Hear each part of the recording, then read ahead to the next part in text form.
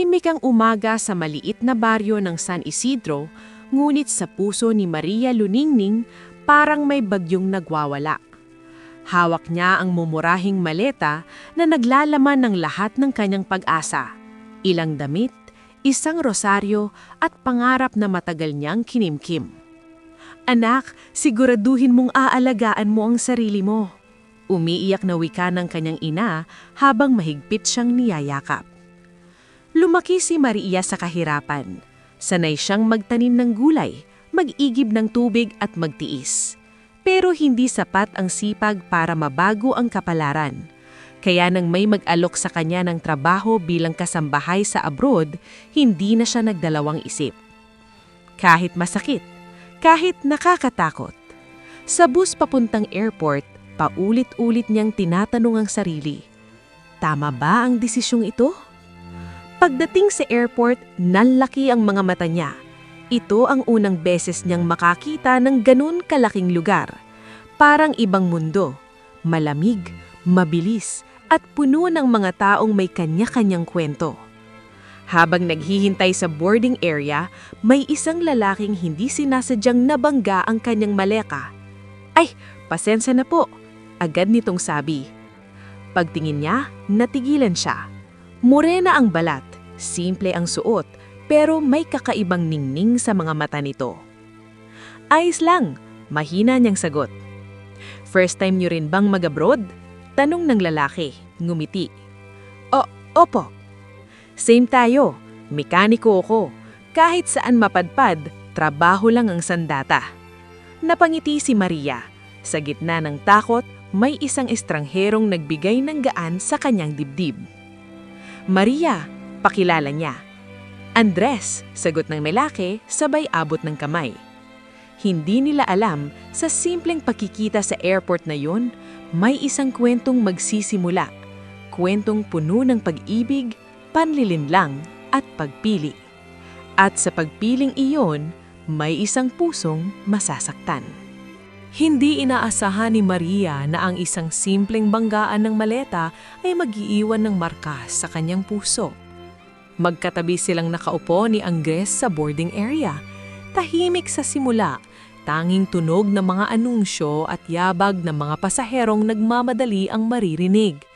Ngunit sa gitna ng kaba ni Maria, ang presensya ng lalaking iyon ay parang pahinga sa magulong isip niya. "Saan ka sa Pilipinas?" Tanong ni Andres habang hawak ang papel ng kanyang boarding pass. "Sa Quezon po, maliit na baryo lang," sagot ni Maria, bahagyang ngumiti. Probinsyana ka rin pala," sabi nito, tila natuwa. "Ako naman, taga Bicol, sanay sa hirap, kaya siguro hindi na rin bago ang mga ibang bansa." May kung anong tumibok sa dibdib ni Maria sa mga salitang iyon. Parang may nakakaunawa sa kanya, isang taong hindi niya kailangang magpanggap o magpaliwanag pa. "Kasambahay po ang trabaho ko," amin ni Maria, tila nahihiyang ibaba ang tingin. Ngumiti si Andres, hindi mapanghusga, bagkus puno ng respeto. "Marangal na trabaho yan, basta patas kang lumalaban sa buhay." Doon niya naramdaman ang kakaibang init sa dibdib, hindi dahil sa romantikong salita, kundi dahil sa simpleng tangkatanggap. Habang papalapit ang oras ng boarding, mas humahaba ang usapan nila. Napag-alaman ni Maria na mekaniko si Andres, sanay mag-ayos ng makina pero aminadong hindi sanay mag-ayos ng sariling buhay. "May pangarap ka ba?" biglang tanong ni Maria. Sandaling tumahimik si Andres. "Meron. Gusto kong magkaroon ng sariling talyer sa Pilipinas, yung hindi na kailangang mangibang bansa para mabuhay." Napangiti si Maria. "Pareha tayo. Gusto ko ring makatulong sa pamilya ko. Kahit minsan lang gusto kong maramdaman na hindi na kami naghihirap."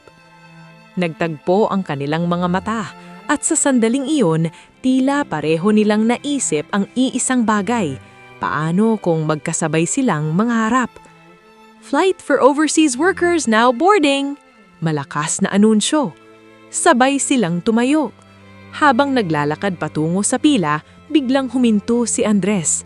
"Maria, ewan ko kung bakit pero pakiramdam ko hindi aksidente ang pagkikita natin." Napatigil din si Maria. Ano po bang ibig sabihin yun? Kahit saan tayo mapunta, sana maaalala mo na may isang taong pareho mong lumalaban. Hindi niya alam kung bakit biglang kumurot ang dibdib niya. Oo, mahina niyang sagot.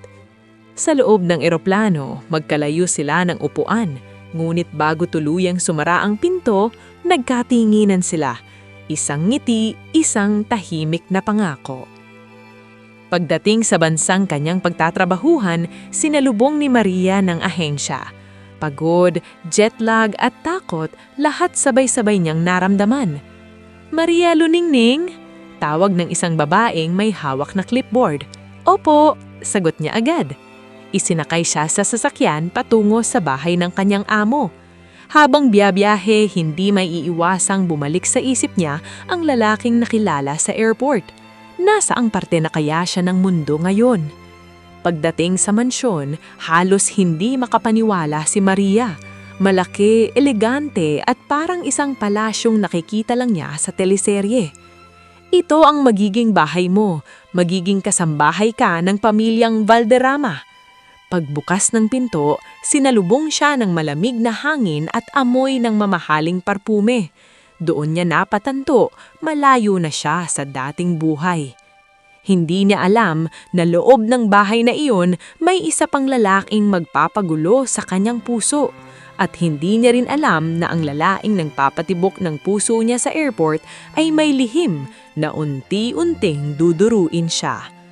Sa gabing iyon, bago matulog, hinawakan ni Maria ang rosaryong dala niya mula sa probinsya. "Lord, gabayan niyo po ako," bulhong niya, "sa lahat ng pagpipiliin kong gagawin." At sa dilim ng banyagang gabi, isang kwentong ng pag-aagawan ay tahimik nang nagsisimula. Hindi pa man tuluyang nagiging pamilyar kay Maria ang bagong mundo. Isang pangalan na agad ang bumalik sa kanyang isip, Andres. Ilang araw pa lamang siya sa bahay ng mga Valderrama, ngunit pakiramdam niya ay ilang buwan na ang lumipas. Mahigpit ang schedule, malamig ang pakikitungo ng may bahay, at halos wala siyang pahinga. Ngunit sa tuwing napapagod siya, isang alaala ang palagi niyang pinanghahawakan, ang ngiti ng lalaking nakilala niya sa airport. Isang gabi, habang naglilinis siya ng kusina, may kumatok sa pinto. "Maria, may tawag ka," sabi ng isa sa mga kasambahay. Nanlaki ang kanyang mga mata. "Ako? Sino po?" Hindi na niya hinintay ang sagot. Mabilis siyang nagtungo sa telepono. Sa kabilang linya, isang pamilyar na boses ang bumungad sa kanya. "Maria, ako to." Parang tumigil ang mundo niya. "Andres? Oo, nahanap ko yung number mo sa deployment form. Sana hindi ka magalit." "Hindi," mabilis niyang sabot. "Masaya nga ako." Sandaling katahimikan ang namagitan sa kanila, isang katahimikang puno ng emosyon. "Kumusta ka na?" tanong ni Andres. "Okay lang, mahirap pero kakayanin," sagot niya. "Ikaw?" "Mabigat din, mekaniko pa rin pero iniisip ko hindi pala ako nag-iisa dito." Napangiti si Maria kahit walang nakakakita. "Ganun din ako." Mula noon, naging lihim ang mga tawag nila. Sa tuwing may pagkakataon, sa tuwing tahimik ang gabi, nagkukwentuhan sila tungkol sa trabaho, pangarap, at sa buhay na nais nilang buuin. "Kapag nakaipon ako," minsang sabi ni Andres, "uuwi ako. Ikaw rin. Magtatayo tayo ng maliit na negosyo. Simpleng buhay, pero totoo." Hindi niya alam kung bakit naningilid ang luha niya. "Pangako mo yan, ha?" "Pangako," sagot ni Andres. Seryoso ang tinig.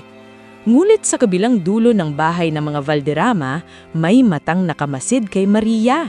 Si Daniel Valderrama, ang isang-isang anak ng kanyang amo. Matangkad, gwapo, at bihis na bihis kahit nasa loob lang ng bahay. Isang lalaking sanay makuha ang lahat ng gusto niya.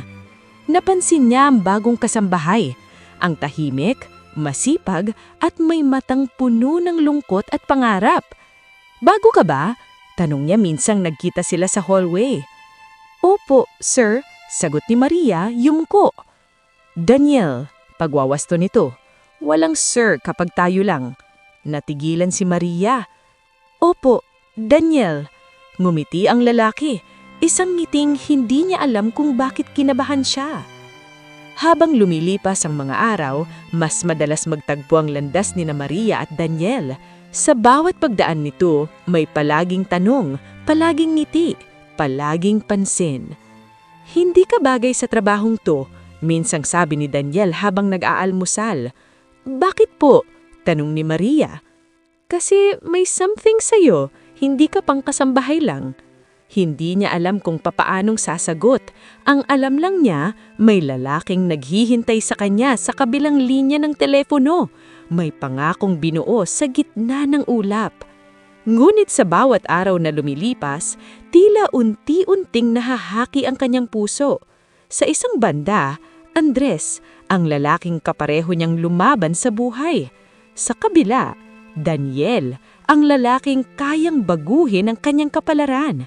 At sa gitna nila, si Maria, isang babaeng hindi pa alam na ang piling gagawin niya ay may kapalit na sakit. Maagang nagising si Maria sa tunog ng alarm ng mumurahing cellphone na ibinigay sa kanya ng ahensya. Madilim pa sa labas, ngulit kailangan na niyang bumangon.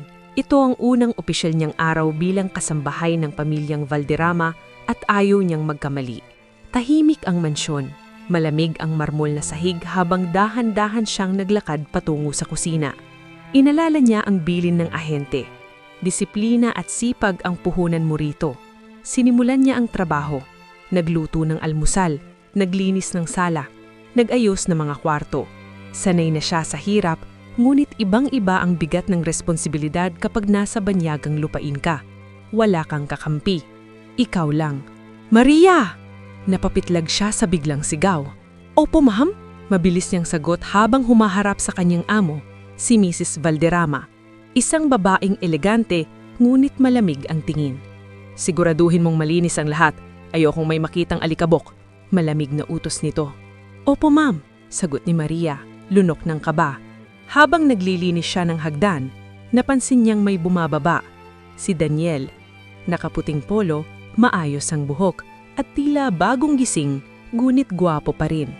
Good morning, bati nito. Good morning po, sagot ni Maria, hindi makatingin. Relax ka lang, sabi ni Daniel, napangiti.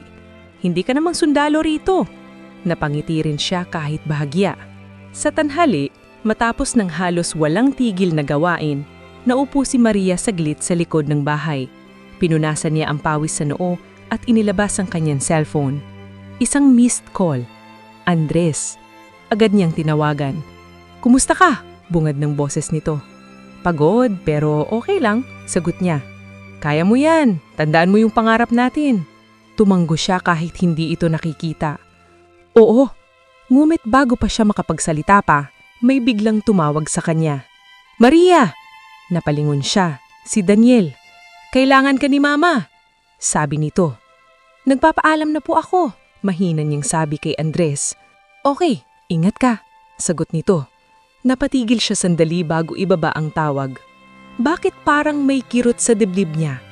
Sa hapunan, inutusan siyang magsilbi sa mesa. Naroon ang buong pamilya, si Mrs. Valderrama, ang kanyang asawa at si Daniel. Tahimik ang paligid, tanging tunog ng kubyertos ang maririnig. Biglang nagsalita si Daniel. Maria, ikaw ba yung nagluto nito? Opo, sagot niya. Kabado. Masarap, sabi nito, diretso ang tingin sa kanya. Natigilan siya. Salamat po. Napansin ng kanyang amo ang palitan ng tingin. Kumunot ang noo ni Mrs. Valderrama ngunit hindi nagsalita. Kinagabihan, habang nag-aayos si Maria ng kwarto ni Daniel, bigla itong pumasok. Hindi ka ba natatakot? Tanong nito. Natatakot po saan? Tanong niya. Mag-isa ka dito, malayo sa pamilya mo. Sanay na po ako, sagot niya bagamat kabaligtaran lang totoo. Lumapit si Daniel. Hindi niya alam kung bakit parang bumilis ang tibok ng puso niya. Kung may kailangan ka, sabi nito, sabihin mo lang sa akin. Salamat po, mahina niyang tugon. Nang mag-isa na siya sa kanyang maliit na kwarto, napahawak si Maria sa dibdib niya. Andres, Daniel, dalawang pangalan ang gumugulo sa isip niya. Sa unang araw pa lang ng trabaho ramdam na niya, may isang lalaking unti-unting pumapasok sa buhay niya. Hindi sa pamamagitan ng pangako kundi ng presensya. At hindi niya alam kung hanggang kailan niya kayang manatiling tapat sa pangakong binuo sa gitna ng ulap. Hindi maalis sa isip ni Maria ang mga mata ni Daniel Valderrama. Mga matang hindi basta dumadaan, kundi tila tumatagal. Mula ng unang araw niya sa trabaho, ramdam niyang may kakaibang tensyon sa pagitan nila. Hindi ito lantad, hindi bastos, ngunit sapat para guluhin ang kanyang tahimik na mundo. Kinabukasan, maaga siyang naglinis ng hardin. Inutusan siya ni Mrs. Valderrama na diligan ang mga halaman. Habang abala siya, narinig niya ang yabag ng sapatos sa likod niya. "Hindi ka ba napapagod?" tanong ni Daniel. Napalingon si Maria. "Opo, pero kailangan po." "Kaya mo bang magpahinga kahit sandali?" Sabay abot nito ng bote ng tubig. Nag-alinlangan siya. "Baka po magalit ang mama niyo." Ngumiti si Daniel, may bahid ng kumpiyansa. "Ako ang bahala." Tinanggap niya ang bote. "Salamat po." Mula noon, tila mas madalas na naghahanap ng dahilan si Daniel para makausap siya. Sa kusina, sa sala, sa hardin. Palagi itong may tanong, palaging may kwento. "Bakit ka nag-abroad?" minsang tanong nito. Para siyang napaurong. Hindi siya sanay na may interes ang amo sa kanyang kwento. "Para po sa pamilya ko." "Lahat naman ng narito may dahilan," sagot ni Daniel. "Pero bihira akong makakita ng taong kasing totoo mo." Hindi niya alam kung paano tatanggapin ang papuring iyon. Para sa kanya, isa lamang siyang kasambahay. Isang gabi, habang naglalaba siya sa likod ng bahay, tumunog ang cellphone niya. Andres. "Ano na?" tanong nito. Bahagyang pagod ang tinik. "Nagtatrabaho pa rin," sagot niya. "Ikaw?" "May nakausap akong Pinoy dito. Sabi nila, madali raw magkalimot ang mga tao kapag may bago silang mundo." Naramdaman ni Maria ang bigat ng salitang iyon. "Hindi ako ganon," mabilis niyang sagot. "Alam ko," sagot ni Andres. "Kaya nga nagtitiwala ako." Napapikit siya. Huwag sana akong mabigo. Sa loob ng mansyon, isang tensyon ang unti-unting namumuo. Napapansin ni Mrs. Valderrama ang palaging paglalapit ni Daniel kay Maria. "Anak," minsang tawag ng ginang, "huwag mong kinakausap ng madalas ang kasambahay." "Bakit?" tanong ni Daniel. "Hindi sila kapantay natin." Malamig na sagot nito. Nanlaki ang mata ni Daniel. "Hindi mo siya kilala, ma." "Hindi mo rin dapat kilalanin," mariing tugon ng ginang. Sa gabing iyon, tinawag ni Daniel si Maria sa terasa. "Pasensya ka na," bungad nito. "Hindi ko intensyon ilagay ka sa alanganin." "Okay lang po," sagot niya, bagamat ramdam niya ang kaba.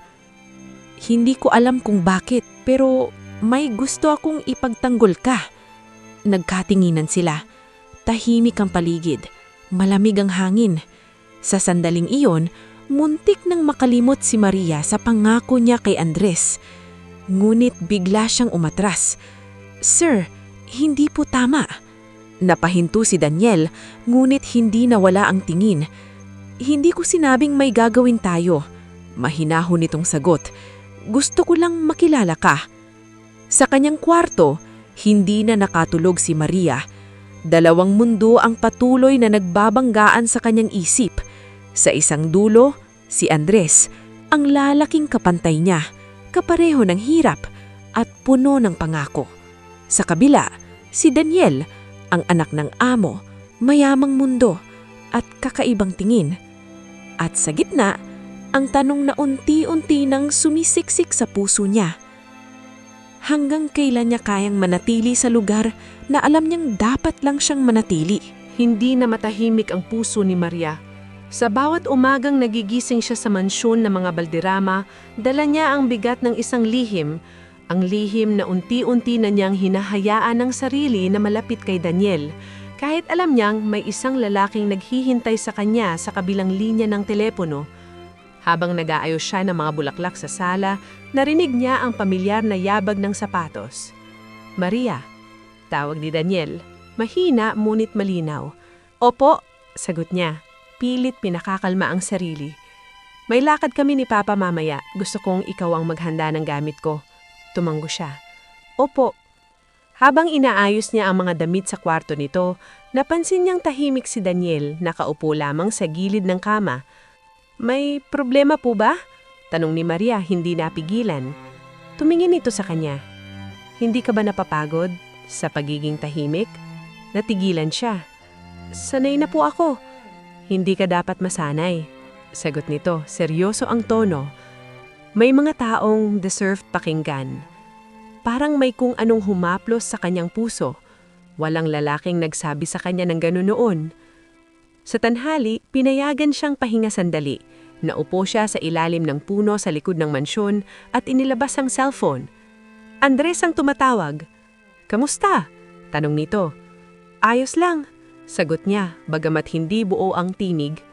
May napapansin lang ako parang hindi ka nagaya ng dati. Kinabahan siya. Pagod lang siguro.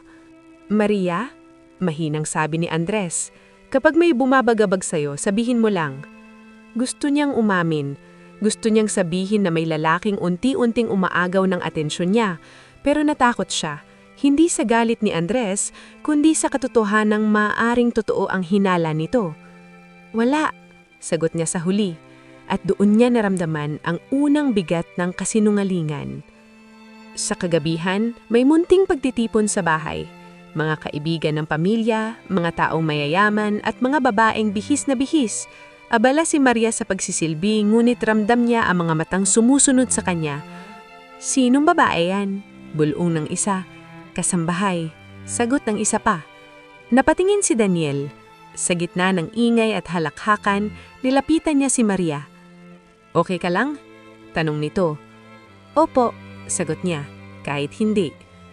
Kung pwede lang, bulhong ni Daniel, gusto kitang ilayo dito. Nalaki ang mata ni Maria.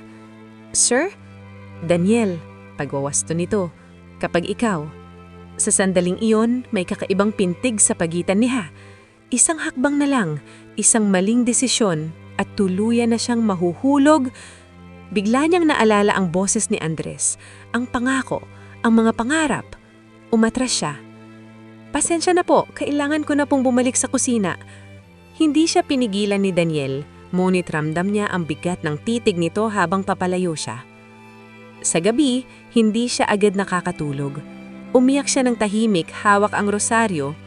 Lord, bulhong niya, tulungan mo po akong piliin ng tama. Ngulit kahit sa panalangin, litong-lito pa rin siya. Dahil sa isang banda, may lalaking handang umunawa sa kanyang katahimikan. Sa kabila, may lalaking handang maghintay kahit hindi na siya sigurado. At sa gitna, isang pusong unti-unting natutong magsinungaling. Tahimik ang mansyon ng gabing iyon, ngunit sa dibdib ni Maria, may ingay na hindi mapatahimik. Galing siya sa mahabang araw ng trabaho at pagod ng katawan, ngunit ang isip niya ay gising na gising. Nakahiga siya sa makitid na kama ng kanyang kwarto nang biglang mag-vibrate ang cellphone sa ilalim ng unan. Unknown number. Kinabahan siya. Saglit siyang nag-alinlangan bago sinagot. Hello? Mahinang bati niya. Andres, ako to. Nakahinga siya ng maluwag. Andres? Pasensya na kung ngayon pa ako tumawag, sabi dito. Hindi kita matawagan kanina. Ayos lang, sagot niya. May problema ba? Sandaling natahimik ang kabilang linya. May nakita kong picture, biglang sabi ni Andres. Parang may malamig na tubig na ibinuhos sa kanyang katawan. Anong picture? Picture mo? Kasamang amo mo. Yung anak niya. Nanikip ang dibdib niya. Saan mo nakita yan? May Pinoy dito na kaibigan ng amo nyo. Hindi naman masama ang itsura pero parang masyado kayong magkalapit. Gusto niyang ipaliwanag, gusto niyang ipagtanggol ang sarili. Trabaho lang yun, mabilis niyang sabi. Alam ko, sagot ni Andres, ngulit may bahid ng pagdududa ang tinig. Pero hindi ko maiwasang magselos. Nanlabo ang kanyang paningin. Wala kang dapat ipagselos. Maria, mahinang sabi ni Andres, pangako mo yan sa akin. Tumango siya kahit hindi ito nakikita. Oo. Kinabukasan, maaga siyang bumangon, mabigat ang dibdib. Sa kusina, nadatnan niya si Daniel, nakatayo at tila may hinihintay. Hindi ka natulog? Tanong nito. Konti lang po, sagot niya. May problema ba? Pilit nitong tanong. Umiling siya. Wala po. Ngunit hindi kumbinsido si Daniel. Kapag may bumabagabag sa'yo, pwede mo akong kausapin. Napatigil siya. Sa unang pagkakataon, naramdaman niyang may isang taong handang makinig, kahit hindi dapat. Salamat po, sagot niya pilit ngumiti. Sa hapon, inutusan siyang samahan si Daniel sa labas upang bumili ng ilang gamit. Sa loob ng sasakyan, tahimik sila sa simula. May tinatago ka ba? Biglang tanong ni Daniel. Nanlaki ang mata ni Maria. Wala po. May kutob lang ako, sagot nito. Kapag malungkot ka, parang may ibang taong iniisip. Hindi siya nakasagot. Huminto ang sasakyan sa traffic. Nagkatinginan sila. May mahal ka bang iba? Diretsong tanong ni Daniel. Parang tumigil ang mundo. Opo, mahinang niyang sagot. Tumanggo si Daniel, parang may masakit na tinanggap. Pero mahalaga ka pa rin sa akin. Nanikip ang lalamunan niya. Hindi po tama. Hindi ko sinasabing tama. Pero totoo. Kinagabihan, muling tumawag si Andres. Pasensya na, bungad nito. Hindi kita dapat pinagdudahan. Naluluha si Maria. Ayos lang. Basta tandaan mo, may naghihintay sa'yo. Ibinalik niya ang cellphone sa mesa at napaupo sa kama. May naghihintay. May nagmamahal. May naniniwala. Ngunit sa katahimikan ng kanyang kwarto, isang tanong ang paulit-ulit na bumabagabag sa kanya. Hanggang kailan ko kayang itago ang katotohanan? Hindi na simpleng kabang nararamdaman ni Maria. Ito'y takot na may halong pag-asa. Takot na baka may masaktan at pag-asang baka may isang desisyong magpapalaya sa kanya mula sa kahirapan at kalituhan. Mula ng lihim na tawag ni Andres, naging mas maingat siya. Iniwasan niya ang mga sandaling mag-isa sila ni Daniel, ngunit tila mas nagiging malinaw ang intensyon ng anak ng amo. Isang umaga, habang naglilinis siya ng library, pumasok si Daniel. May hawak na 2 tasa ng kape. Para sa'yo, sabi nito, inabot ang isa. Nag-alinlangan si Maria. Sir, baka... Daniel, sabay ngiti. Isang kape lang, walang mali siya. Tinanggap niya ito. Salamat po. Tahimik silang umupo.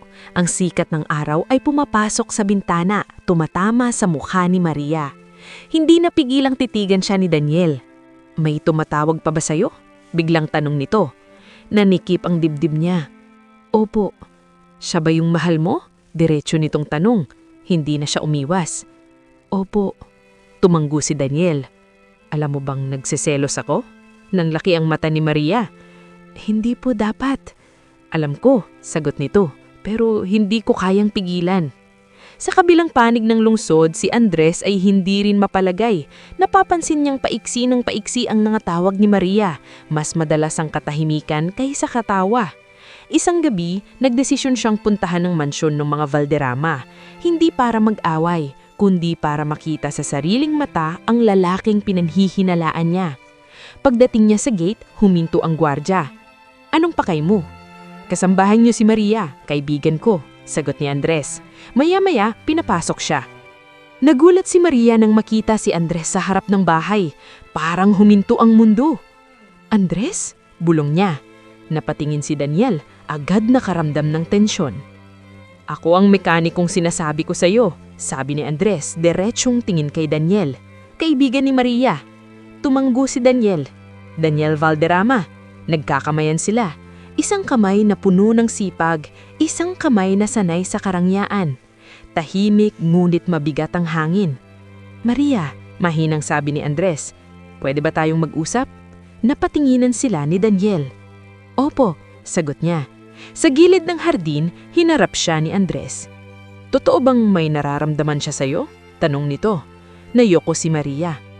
Hindi ko sinasadya. Napabuntong hiniga si Andres. Alam kong mahirap ang buhay pero huwag mong ipagpalit ang totoo sa pansamantala. Tumulo ang luha niya. Hindi ko pa alam ang pipiliin. Mula sa malayo, pinagmamasdan sila ni Daniel. Ramdam niya ang selos, ngunit higit doon ang takot na mawala ang babaeng unti-unti niyang minamahal. Lumapit siya matapos umalis si Andres. Hindi kita pipilitin, pero hindi rin ako susuko. Sa sandaling iyon, napagtanto ni Maria, hindi na ito simpleng pagtingin. Ito ay pag-aagawan. Hindi na maalis sa isip ni Maria ang nangyari sa hardin. Ang mga titig, ang mga salitang hindi biningkas at ang bigat ng dalawang pusong parehong umaasa. Sa gabing iyon, pakiramdam niya ay masikip ang kanyang dibdib. Parang may mali na hindi na niya maitatama. Tahimik ang mansyon. Natutulog na ang lahat, ngunit gising pa rin si Maria. Bumaba siya sa kusina para uminom ng tubig, umaasang mapapakalma ang sarili. Ngunit hindi siya nag-iisa. Nakatayo roon si Daniel, nakasandal sa counter, tila may iniisip din. Hindi ka rin makatulog. Tanong nito. Umiling siya. Pasensya na po kung istorbo. Hindi ka istorbo, sagot ni Daniel. Ikaw ang dahilan kung bakit gising ako. Nanlaki ang mata ni Maria. Sir! Daniel, mariing sabi nito. Ngayong gabi lang, pakinggan mo ako. Tahimik siyang tumanggo. Lumapit si Daniel. Dahan-dahan, parang takot mabasag ang sandali. Hindi ko inaasahan to. Wika nito. Pero simula nang dumating ka, may nagbago sa akin. Napaatras si Maria, ngunit hindi sapat ang distansya. May mahal ko akong iba. Alam ko, sagot ni Daniel, pero may nararamdaman ka rin sa akin. Napapikit siya. Ayaw niyang magsinungaling. Opo, pero mali. Hindi ko sinasabing tama, pero minsan hindi namimili ang puso. Humakbang pa ito palapit. Ramdam niya ang init ng hininga nito. Daniel, please, bulong niya. Ngunit sa pagitan ng paghihingi ng tawad at pagnanais, may isang segundo na nagdesisyon ng puso kaysa isip. Isang segundo. At doon nangyari ang halik. Mabilis, magaan, ngunit sapat para magpagulo sa lahat. Napamulagat si Maria, parang may kumuryente sa buong katawan niya. Agad siyang umatras. Hindi dapat, nanginginig niyang sabi. Pasensya na, agad na tugon ni Daniel. Halatang nagulat din sa sarili. Hindi ko na mapigilan. Tumakbo palabas si Maria, luhaang luha. Bumalik siya sa kwarto, isinara ang pinto. At doon tuluyang bumigay. Kinabukasan, parang multo siyang gumalaw. Walang emosyon, walang tingin, walang imik. Ngunit hindi makaliligtas sa mata ni Mrs. Valderrama ang kakaibang kilos ng kasambahay. Maria, tawag nito. Malamig. Sumama ka sa akin. Sa sala, diretsahan siyang hinarap ng ginang. May relasyon ba kayo ng anak ko? Nanlaki ang mata ni Maria. Wala po. Mag-ingat ka. Mariing sabi ni Mrs. Valderrama. Hindi ka bagay sa mundo namin. Napayuko siya. Opo. Sa hapon, tumawag si Andres. May sasabihin ako. Bungad nito. Nanikip ang dibdib niya. Ano yon? May balak akong bumisita ulit. Ayokong may pagitan sa atin. Napatigil siya. Opo. Ibinalik niya ang cellphone sa mesa at napahawak sa labi. Isang halik. Isang pagkakamaling hindi na niya mababawi. At alam niyang sa susunod na pagkikita nila ni Andres, maaaring magbago ang lahat. Mula nang mangyari ang halik na hindi dapat nangyari, naging mabigat ang bawat galaw ni Maria sa loob ng mansyon. Para siyang naglalakad sa manipis na yelo. Isang maling hakbang, tuluyan na siyang lulubog. Iniwasan niya si Daniel hanggat maaari. Kapag naririnig niya ang boses dito, agad siyang lumilihis ng daan. Kapag nagkakasalubong sila, mabilis siyang yumuyoko, pilit itinatago ang konsensyang bumabagag sa kanya. Ngunit hindi ganun kadaling umiwas sa isang lalaking determinado. Isang hapon, matapos ang hapunan, pinatawag siya ni Daniel sa terrace. "Maria," seryoso nitong sabi, "kailangan nating mag-usap." Kabado siyang sumunod. Malamig ang hangin, ngunit mas malamig ang pakiramdam niya. "Pasensya ka na sa nangyari," bungad ni Daniel. "Hindi ko intensyong saktan ka." "Kasalanan ko rin po," mahinang niyang tugon. "Dapat po akong umiwas." Umiling si Daniel. "Huwag mong akuin lahat. Ako ang dapat mas may kontrol." Sandaling natahimik ang dalawa. "May sasabihin ako," dagdag ni Daniel. "Matagal ko nang pinipigilan." Tumingin siya rito. "Mahal kita, Maria." Parang may sumabog sa dibdib niya. "Sir, Daniel, hindi po dapat." "Alam ko ang pagitan natin," sagot nito. "Pero hindi ko kayang itago pa." Napaluha si Maria. "May mahal ko akong iba." "Hindi ko hinihiling na piliin mo agad ako," mahinahon nitong sabi. "Gusto ko lang maging tapat." Kinabukasan, muling dumating si Andres sa mansyon. Hindi niya alam kung bakit mas malakas ang kaba niya mayon kaysa dati. Nagkita sila sa harap ng gate. "Maria," tawag ni Andres. Ngumiti. "Namiss kita." Ngumiti siya pabalik, ngunit pilit. "Ako rin." Habang nag-uusap sila, lumabas si Daniel at hindi sinasadyang nasaksihan ng eksena. Tumigil ito sa kinatatayuan, ramdam ang selos at sakit. Lumapit si Daniel. "Ako si Daniel," malamig nitong sabi kay Andres. "Anak ng amo." Tumanggo si Andres. "Alam ko." Nagtinginan silang tatlo, parang tatlong pusong sabay na humihinga, sabay na nasasaktan. "May sasabihin ka ba sa akin, Maria?" Diretso ang tingin ni Andres. Nanginginig siyang huminga. "Meron." Ngulit bago pa siya makapagsalita, nagsalita si Daniel. "Mahal ko siya." Diretsong sabi nito. Nanlaki ang mata ni Andres. "Ano?" "Hindi ko siya aagawin," dagdag ni Daniel. "Pero hindi ko rin ikakaila ang nararamdaman ko." Parang tinamaan si Andres. Bumaling ito kay Maria. "Totoo ba?" tanong nito. Basag ang boses. Tumulo ang luha niya. "Opo, may nararamdaman din po ako." Parang gumuho ang mundo ni Andres. Hindi siya sumigaw, hindi siya nagalit. Mas masakit ang katahimikan. "Ayoko nang ipaglaban ng isang pusong hindi sigurado," mahinang nitong sabi. At sa unang pagkakataon, nakita ni Maria ang lalaking minahal niya na umiiyak. Nang umalis si Andres, nanatiling tahimik si Daniel. "Hindi ko ginusto to."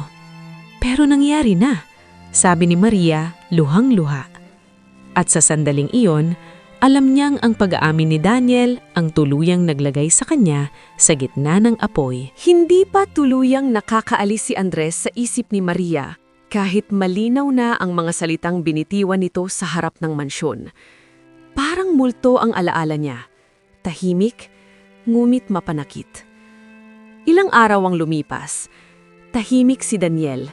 Tila iniiwasan din siya. Parang binibigyan siya ng espasyo para mag-isip. Ngunit ang katahimikang iyon ay mas mabigat kaysa sa mga tanong. Isang hapon, habang naglilinis si Maria ng garahe, narinig niya ang pamilyar na tunog ng makina. Napalingon siya. Isang lalaking may suot na grease-stained na damit, hawak ang toolbox, at may matang hindi niya kailanman malilimutan. Andres. Parang tumigil ang oras. "Andres?" Halos pabulong niyang sambit.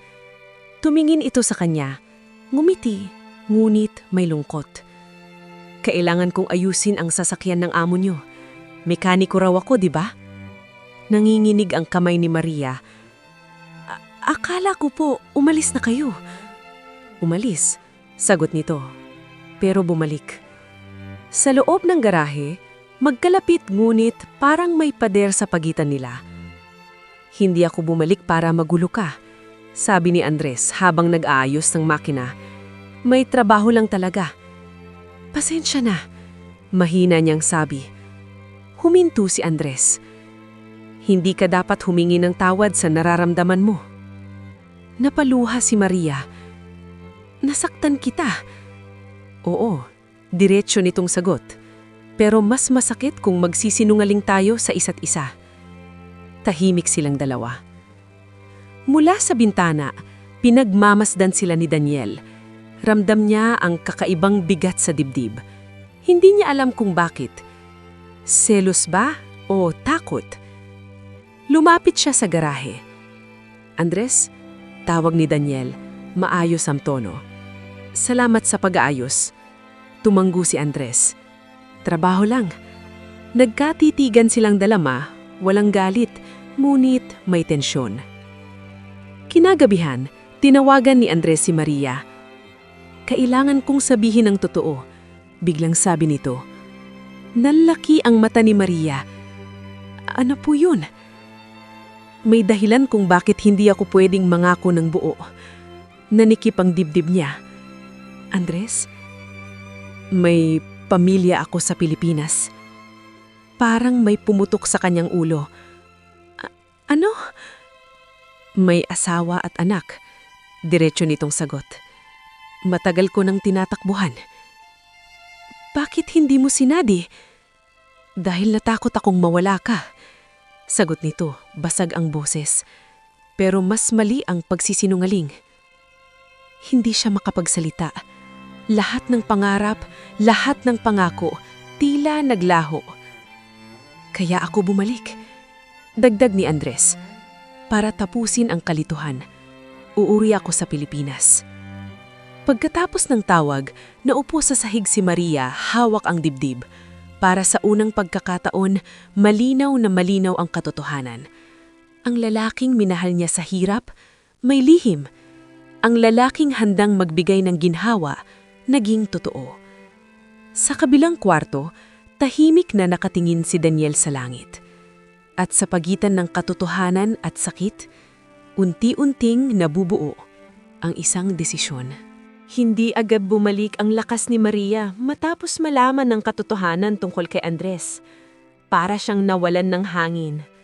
Lahat ng alaala nila sa airport, ang mga pangako sa telepono, ang mga pangarap na sabay nilang binuo, lahat pala'y may bahid ng kasinungalingan. Ngunit kahit ganun, masakit pa rin. Kinabukasan, habang nag-aayos siya ng mesa sa hardin, dumating si Andres. May dala itong maliit na bag. Tila handa na talagang umalis. Maria, tawag nito. Mahinahon ngunit mabigat. Huminga siya ng malalim bago humarap. Andres, uuwi ka na ba? Oo, sagot nito. Pero bago ako umalis, gusto kong marinig mula sa'yo. Ang alin? Kung may natitira pa bang puwang para sa akin. Nanlaki ang mata ni Maria. Andres, may asawa't anak ka. Totoo, amin nito. Pero matagal na kaming hiwalay sa puso. Gusto kong ayusin ang buhay ko. Bago pa siya makasagot, may isang tinig na sumingit. Hindi mo dapat siyang ginugulo. Lumingon sila. Si Daniel. Diretso ang tindig, buo ang loob. Lumapit ito at tumayo sa tabi ni Maria. Isang simpleng kilos ngunit malinaw ang mensahe. Hindi mo alam ang buong kwento. Mariing sabi ni Andres. Alam ko ang sapat, sagot ni Daniel. Alam kong nagsinungaling ka sa kanya. Napatingin si Andres kay Maria. Minahal kita, pero hindi ka naging tapat, sagot niya. Nanginginig ang boses. Natahimik si Andres. Doon niya napagtantong wala na siyang maipaglalaban. Hindi ako mayaman, sabi nito kay Daniel. Pero hindi rin ako masamang tao. Hindi kita hinuhusgahan, sagot ni Daniel. Pinipili ko lang siyang protektahan. Parang may kung anong kumurot sa dibdib ni Maria.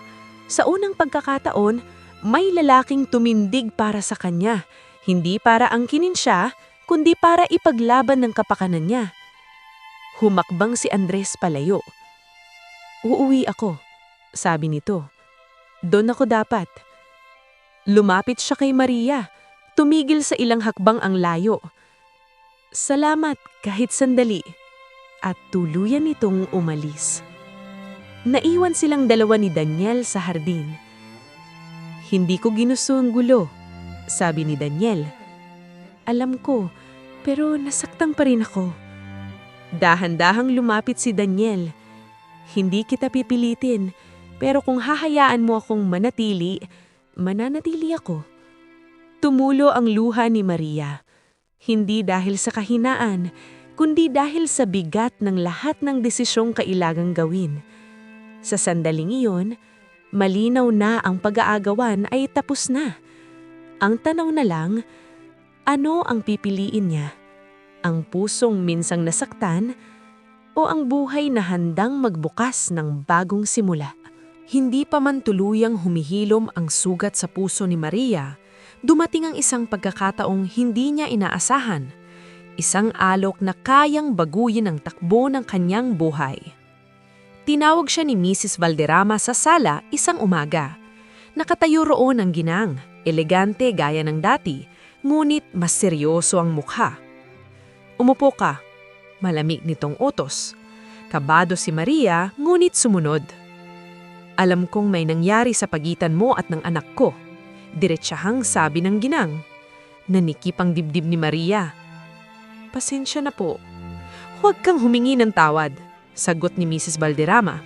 "Praktikal akong tao." Nagulat si Maria. "Magaling kang kasambahay," pagpapatuloy ng ginang. "Masipag, tahimik at mapagkakatiwalaan." Tahimik siyang nakinig. "Gusto kitang tulungan," biglang sabi ng ginang. Nanlaki ang mata niya. "Paano po?" "Ipapaaral kita," sagot nito. "Language course, skills training.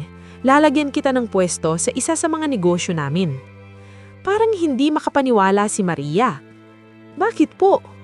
"Dahil mahal ka ng anak ko," sagot ng ginang walang paligoy-ligoy. "At kung magiging bahagi ka ng mundo namin, kailangan mong magbago." Masakit ang salitang iyon, gulit totoo. "Hindi libre ang lahat," dagdag ni Mrs. Valderrama. "May kapalit." Tumingin si Maria sa kanya. "Ano po?" "Lalayuan mo ang lalaking mekaniko," mariing sabi ng ginang. "At pipili ka ng buhay na iniaalok namin." Parang sinampal ang kanyang konsensya. Kinagabihan, kinausap siya ni Daniel sa hardin. "Hindi ko alam ang sinabi ni Mama, pero kung may alok man siya, gusto kong malinaw, wala kang utang na loob sa akin." Ngumiti siya ng mapait. "Pero may binubuksan kayong mundo." Lumapit si Daniel. "Kung pipiliin mo ako, hindi dahil sa pera, kung hindi dahil gusto mo." Napaluha si Maria. "Paano kung pareho?" Hindi agad nakasagot si Daniel. Sa maliit niyang kwarto, binuksan ni Maria ang lumang bag na dala niya mula sa probinsya. Nandoon ang rosaryo, ang larawan ng pamilya niya, at ang mga pangarap na matagal niyang kinimkim. Ito na ba ang pagkakataon? Sa Pilipinas, Andres ay sakay na sa eroplano pauwi. Hawak niya ang cellphone, tinitingnan ang huling mensahe ni Maria na hindi niya nasagot. "Mag-iingat ka." Sa paglipad ng eroplano, iniwan niya ang isang pangarap at isang kasinungalingan. Sa mansyon, nakatingin si Maria sa mga ilaw ng lungsod mula sa bintana. Hindi pa siya pumipili. Ngulit alam niyang ang pera ay hindi lang bumibili ng luha.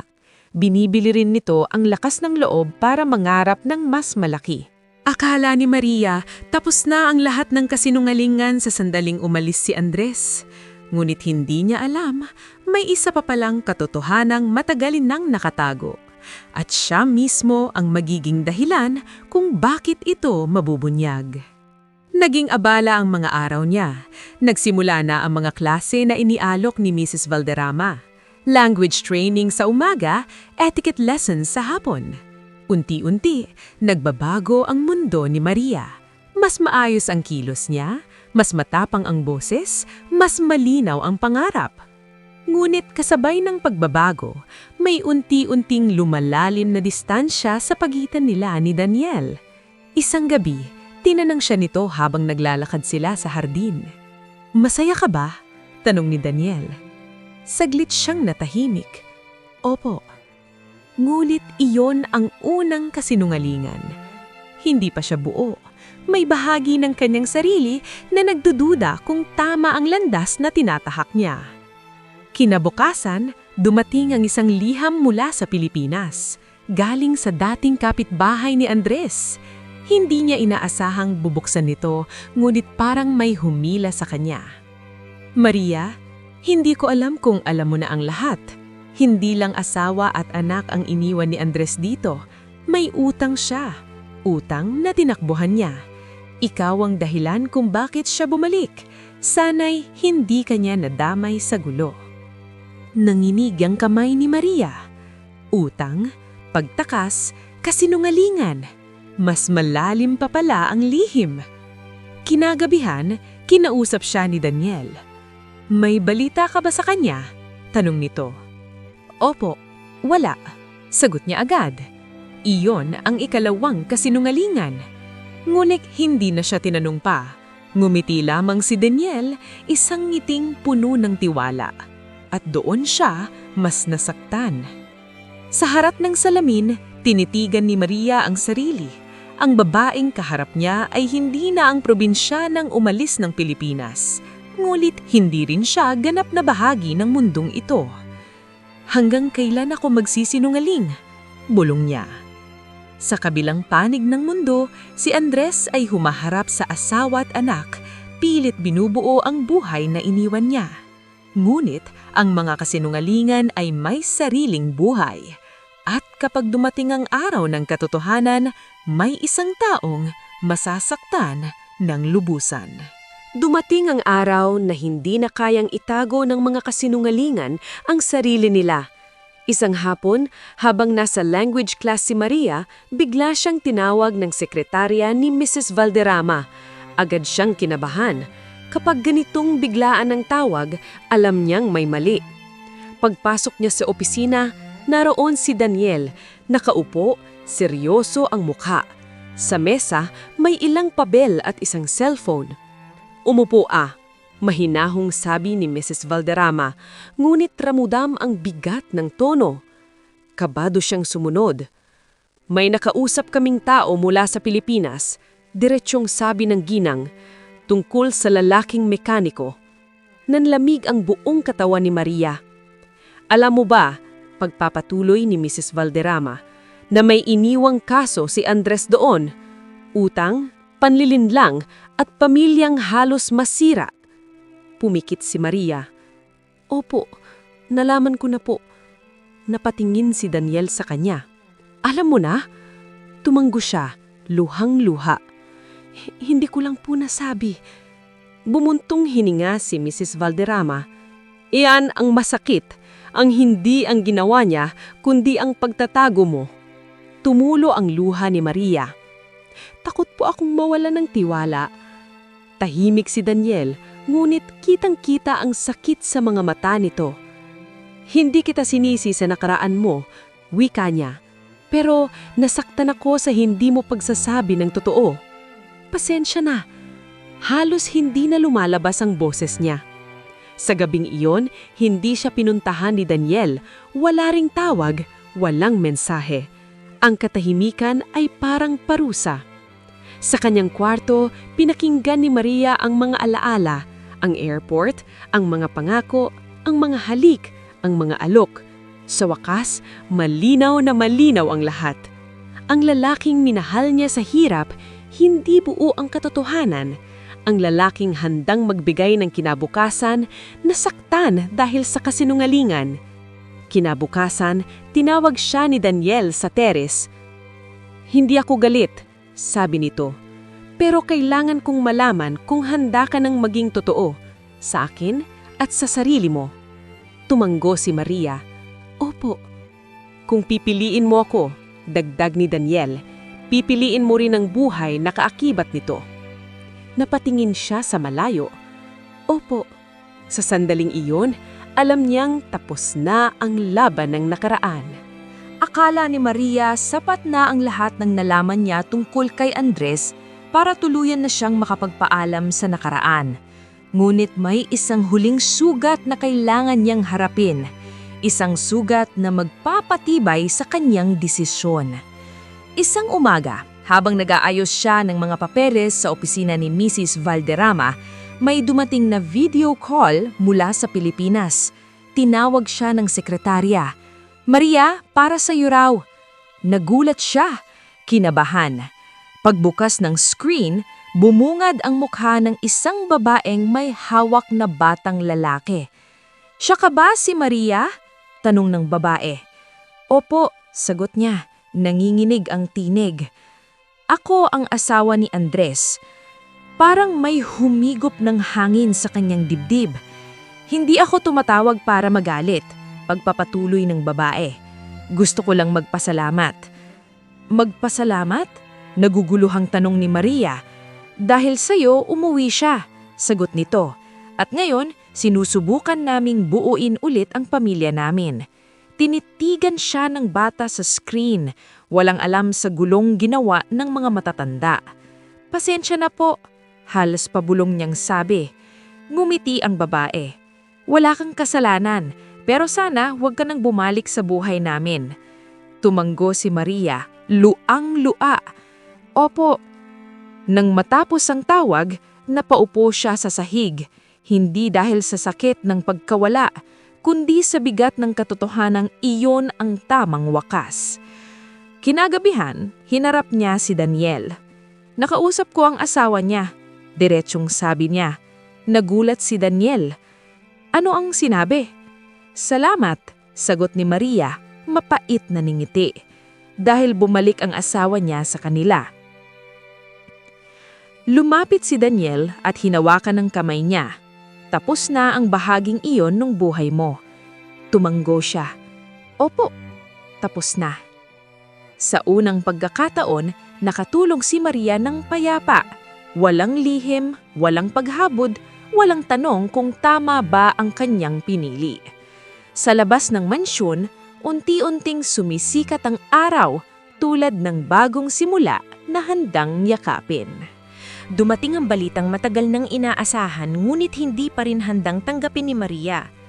Si Andres ay tuluyan nang umuwi sa Pilipinas.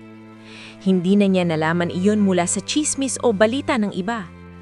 Isang huling mensahe ang dumating sa kanyang cellphone. Maikli ngunit mabigat. "Uuwi na ako. Dito na ako mananatili. Salamat sa lahat.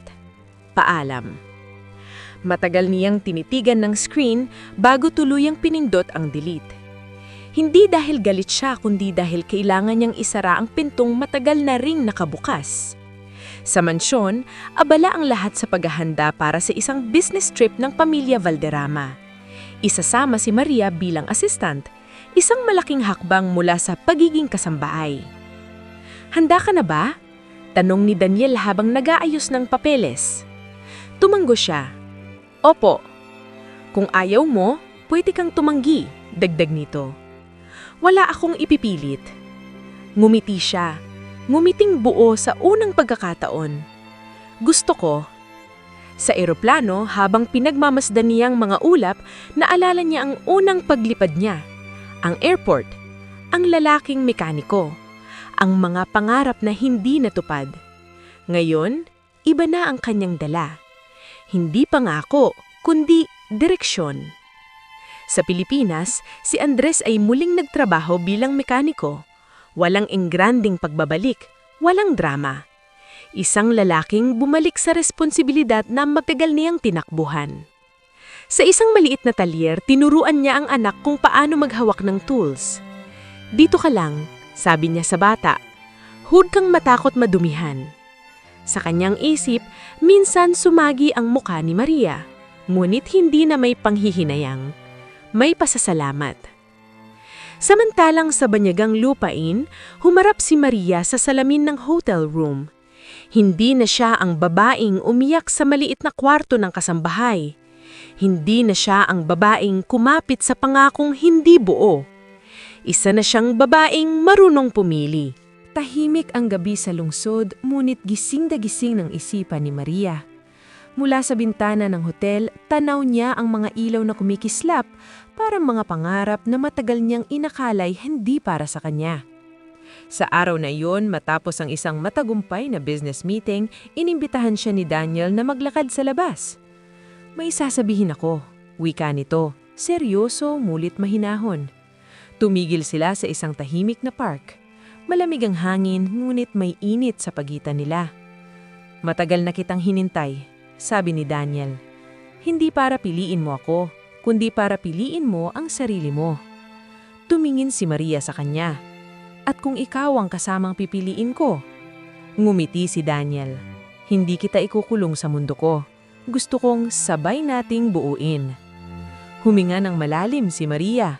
Sa sandaling iyon, bumalik sa kanya ang lahat. Ang hirap sa probinsya, ang airport, ang mga kasinungalingan, ang mga luha. At malinaw na malinaw ang sagot. Pinipili kita, sabi niya, buo ang tinig. Hindi dahil mayaman ka, kundi dahil totoo ka. Hinawakan ni Daniel ang kanyang kamay. Marahan. Salamat. Sa pagbabalik nila sa hotel, parang magaan na ang bawat hakbang ni Maria. Wala nang pagdududa, wala nang paghahabol. Sa unang pagkakataon, hindi niya kailangang isakripisyo ang sarili para umangat, kasama na sa pag-angat ang kanyang dignidad. Kinabukasan, tumawag si Mrs. Valderrama. Handa ka na bang maging bahagi ng pamilya? Tanong nito. Tumingin si Maria kay Daniel bago sumagot. Opo. Hindi iyon simpleng oo, iyon ay pagpili. Mabilis ang mga sumunod na buwan. Parang hangin na hindi na niya namalayang lumipas. Ngulit sa bawat araw, mas malinaw kay Maria na tama ang kanyang pinili. Hindi na siya kasambahay. Isa na siyang personal assistant sa isa sa mga negosyo ng pamilyang Valderrama. May sariling mesa, sariling ID, at boses na pinakikinggan. Sa simula, may mga matang mapanghusga, may mga bulong, ngulit natutunan niyang harapin ang lahat ng tuwid ang likod.